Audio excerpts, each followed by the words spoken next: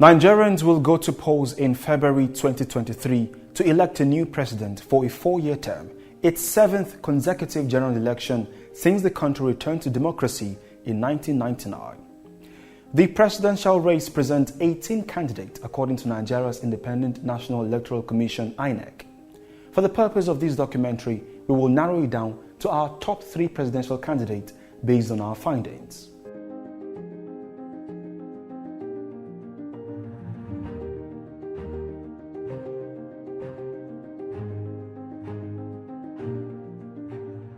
Bola Ahmed Tinubu, a former governor of Lagos State and candidate of the governing All Progressives Congress, opposition People's Democratic Party's Atiku Abubakar, a former vice president, and Labour Party's candidate and former Anambra State Governor Peter Obi.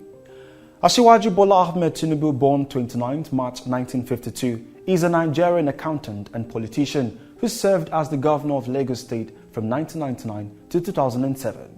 And Senator for Lagos West during the brief Third Republic. Tinubu has been widely perceived as the godfather of Lagos, whose contributions to nation building have benefited most Nigerians. Recall that it was under the leadership of Asiwaju that Lagos State grew to become a self-sufficient megacity state.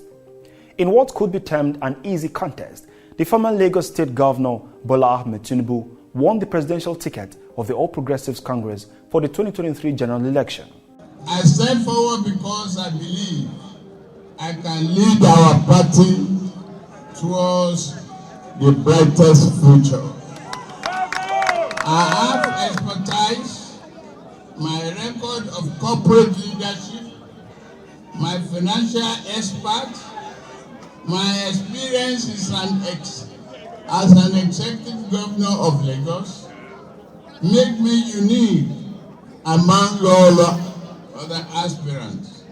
Asiwaju Bola Ahmed Tinubu has established an excellent track record of performance.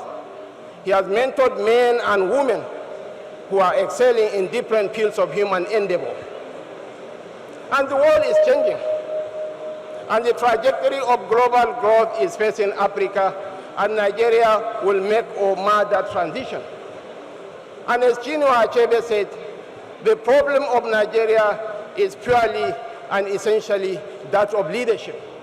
Regarded by many as the man who has never lost a political battle, the Jagaban of Africa, as he is fondly called, is often described as the most astute living politician in Nigeria based on his public service antecedent in the last 23 years. For us, Asiwaju is the best. I don't want to go to his antecedent because people have said it. But one thing you should know him for is somebody who does not discriminate. It's somebody who believes in what you can do. It can be testified by even myself, Joy Bogwe, and others. I am urging you to support the president that will do right for us as a people.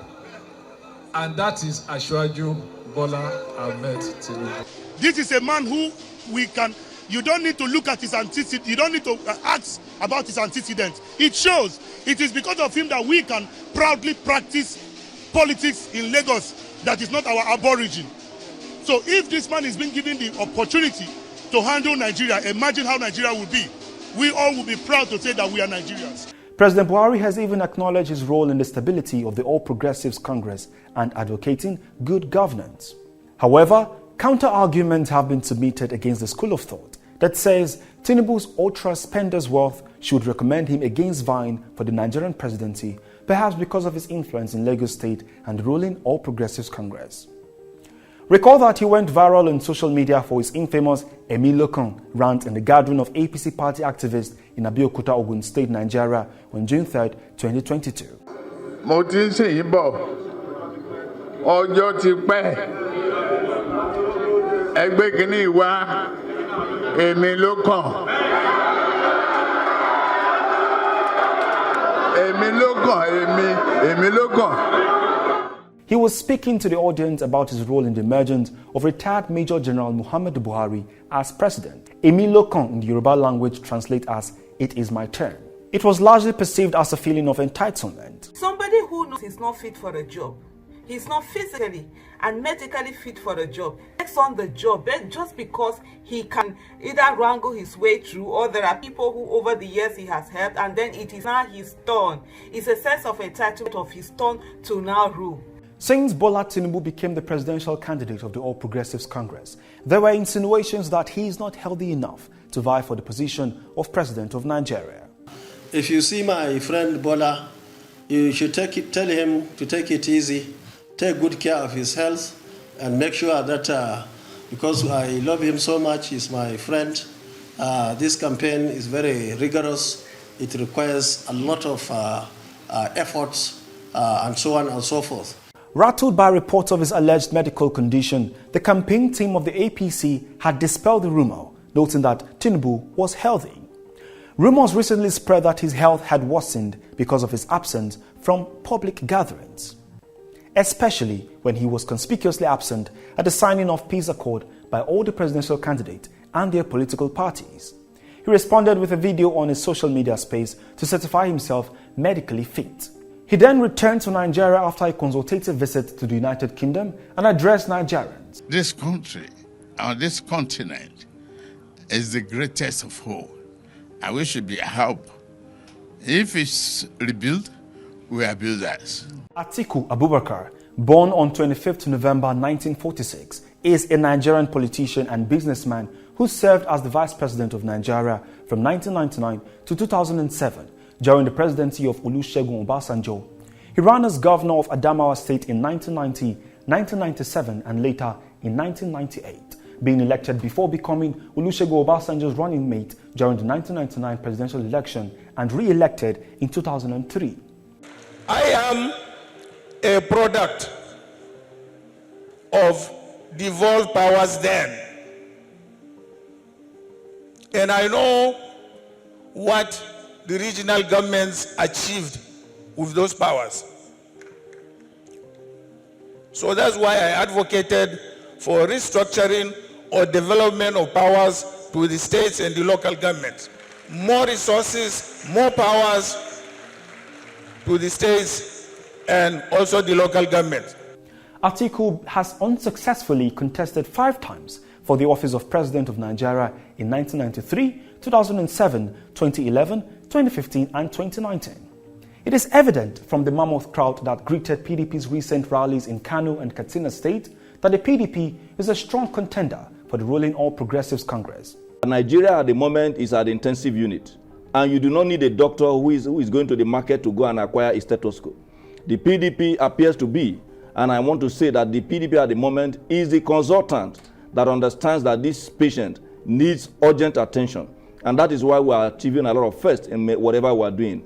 I support Atiku Abubakar based on principles, based on his history, based on his antecedents, based on what he is going to do for Nigeria because of what he has done for Nigeria in the past. By 2023, APC and PDP will have cumulatively run the affairs of this country for 24 years since the beginning of the current republic in 1999. In terms of size, physical structures and national spread, the ruling All Progressives Congress APC and the leading opposition party People's Democratic Party are clearly ahead of the other political organizations in Nigeria. That's the reality today. In most established democracies around the world, national elections are usually a straight contest between the party in power and its main rival. For example, in the United States, the Republican Party and Democratic Party predictably and constantly alternate the occupancy of White House between themselves. Same for Britain, where the Labour and Conservative parties dominate. However, it is becoming obvious that Nigerians are tired of this reality. Everybody in this country, including themselves, believe that the two parties have failed. And therefore, anybody who is standing on those parties is like standing on nothing. And there is no way you can build something on nothing, because that is what they are. People were in PDP and APC because there was no alternative. Now there is an alternative on the ground. If either Tinubu or his twin brother Atiku or Etiku should become the president, they are actually twin horsemen of the apocalypse. They are not different, they are the same. The ruling class has done us a wonderful favor.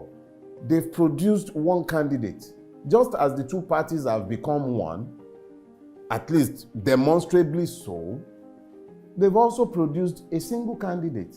You can actually produce an identikit that fits both. Both are criminal in nature and intent. Both have public records of extreme avarice and stealing. Both are integrity challenged. The difference is that we don't know the true name, age, and parentage of one. The other one at least has a credible story as to his provenance in the public space. So what you are actually seeing, you are looking at two dogs. One is a mongrel, the other is an Alsatian, but they are both dogs.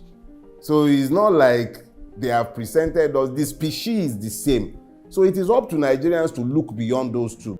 As the 2023 elections draw closer, the question on the lips of most Nigerians is whether there could be a political alternative to the existing two major parties, the PDP and the APC.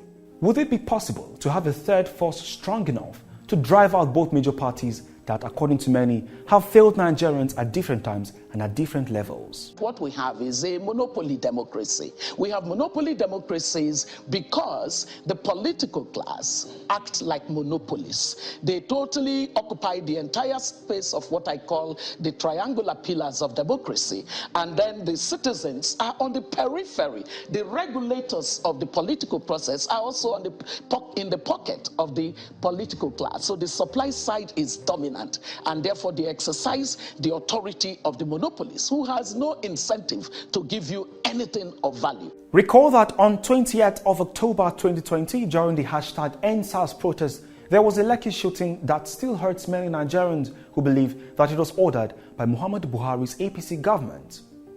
But as far back as 20th November 1999, there was the Odi massacre, which is still hurting many Nigerians who believe that the massacre was ordered by the Olusegun Obasanjo's PDP government. But what about Odi?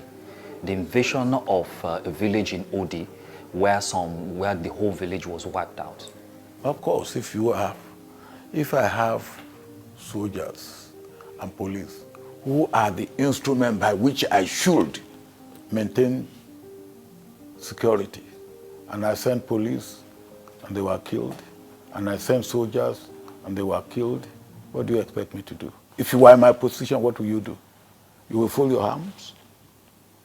You answer me, my dear brother. I feel bad by any soldier, of any individual being killed. I feel bad. But don't forget I have other responsibilities. Now, he's reignited a burning national debate about propriety in Nigerian politics with his words of reproach against a corrupt political order that many believe has stolen everything. Peter Obi's rhetoric of prudence and accountability is particularly resonant amongst the Nigerian youth electorate at a time when it looks like the old order politicians have blown it all. And quite simply, there isn't any more money left to share. And this country is about to hit the buffers with terrible insecurity, ballooning inflation, and the most sustained series of energy and food price rises in decades. In the face of all that, you can almost feel the passionate conviction of Mr. Obi's many young crusaders, people who want to believe and have convinced themselves that he's leading them to the promised land.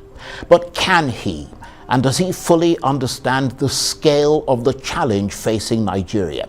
Peter Gregory Obi, born on 19 July 1961, is a Nigerian businessman, banker and politician who served as governor of Anambra State, southeast Nigeria from March to November 2006, February to May 2007, and from June 2007 to March 2014. In a few short weeks, his entrance into presidential politics threw up a youthful volunteering fever, evidently on the internet and on the ground. There was a massive and unprecedented drive by first-time voters, especially youth, registering to vote. Peter Obi woke up the massive energies of the Nigerian youth, and they started to propel his campaign. The social movement called The Obedient aligns with the same thing the EndSARS protesters wanted, an end to bad governance, which was recorded on our first series, Who Are the Obedient? You need to have a visionary, articulated, competent leadership to start turning around this. Next year, Your election you're going to have next year will not be about, remember, it is not about tribe, no religion, not connection, not entitlement. It must be election about character, competence, capacity, and commitment to deliver.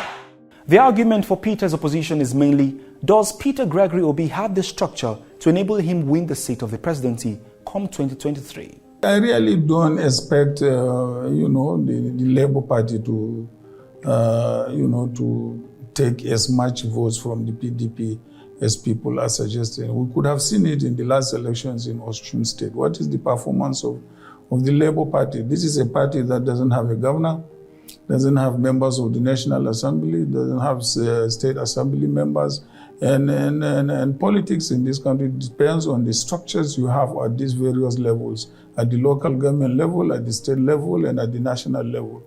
So it is very, very difficult to expect a miracle to happen. This is the season of character, competence, and capacity. My goodness, that is sophistry. Because if you're going to use character, competence, and capacity, then many of them don't qualify to be the ones saying we should be the ones running. They should, within the Southeast, they could have found the people with the character, competence, and capacity. And by the way, Mr. Obi, who is now the candidate of Labour Party, was in your party. So if you really needed character, competence, and capacity in a way that is just, in a way that is equitable, in a way that is inclusive, in your PDP, you could have made Peter Obi become your candidate. It is less than 5 months to the 2023 general elections, and one thing is clear. The expectations of Nigerians is high. Nigerians are truly ready for change and will determine who would be the change.